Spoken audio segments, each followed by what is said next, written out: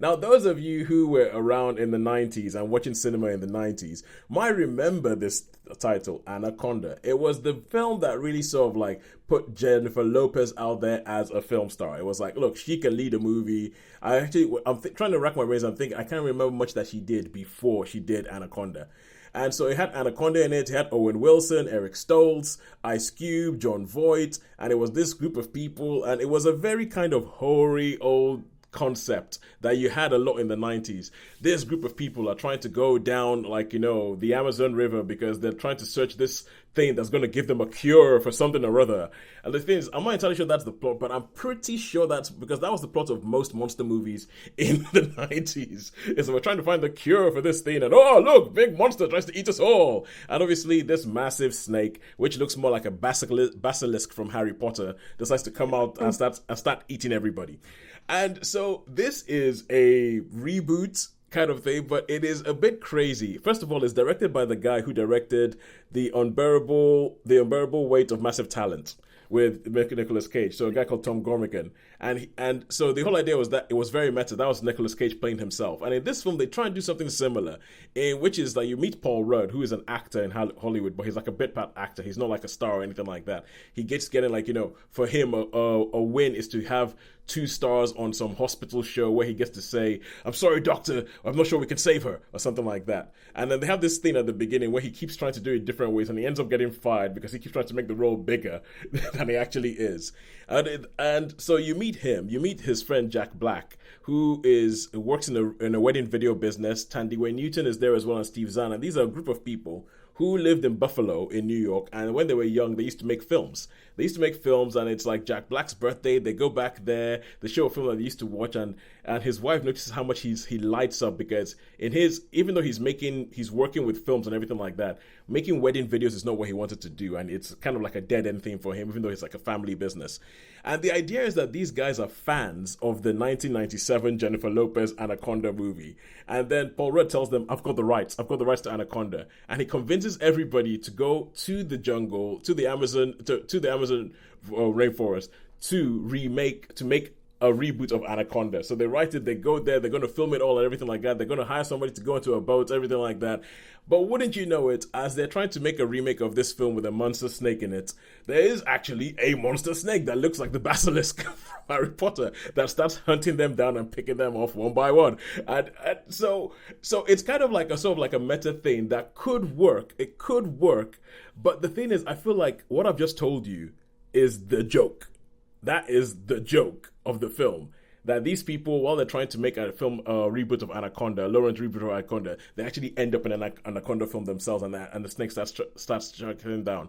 That's the joke. This film is not that long. It is about 90 minutes, and it feels long because I feel like that joke cannot sustain 90 minutes. That you kind of okay, cool, okay, we got it. Now move to oh my god, we know it's going. Go. No. Okay, fine. and that's Sean. I don't know how did you feel about it?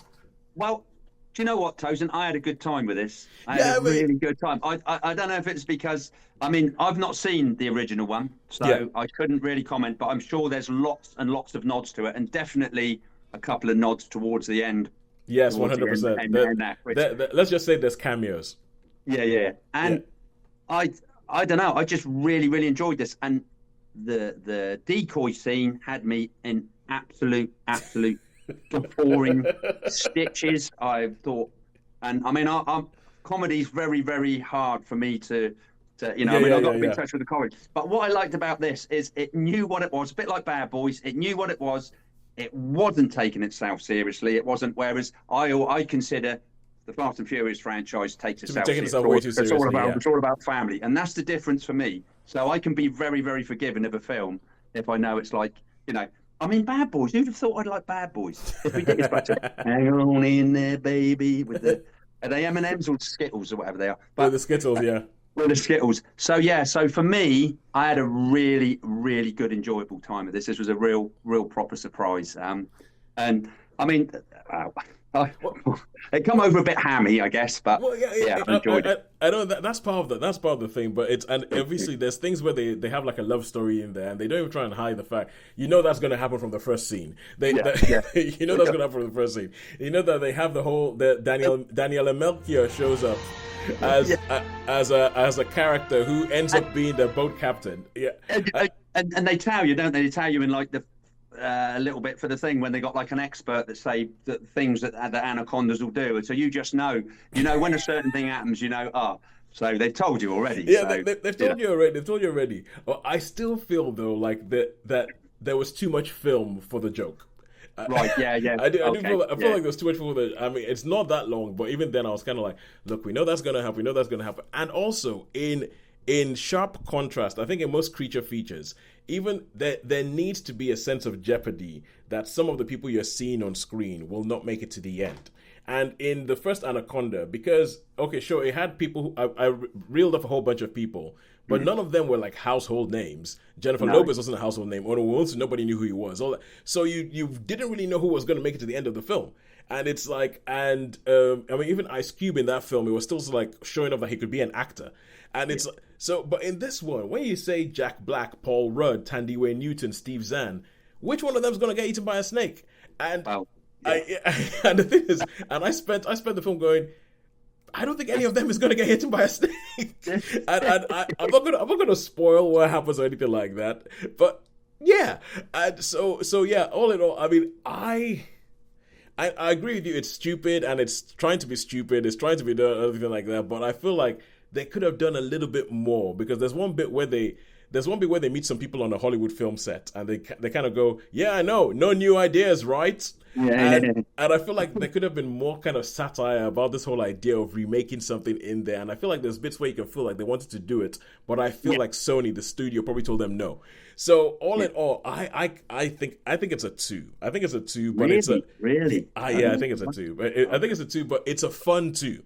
It's a fun 2, but it's a 2 where you know everything that's going to happen and everything like that. I mean, agree with you. And for instance, Sean, when you talk about things on being unrealistic, and I know it's an Anaconda movie, and I know we shouldn't be taking this thing too seriously, but there was one scene that really annoyed me. And I'd love to know what that is. And it was a scene that I was kind of like, okay, this is an improv scene. This was a scene. Give me a clue. Oh, I think go on. It has to do with peeing. That's the one bit. Do you know what I said?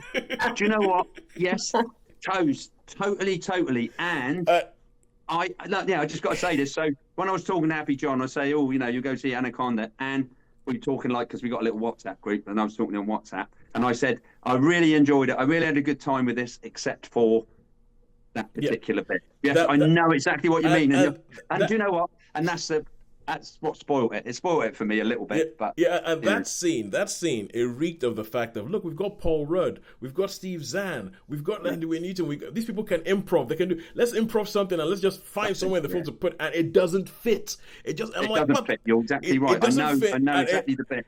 And I'm just kind of like, okay, no, you're losing me a bit. So for me, I think it'll have to be a 2. How about you, Sean? Okay.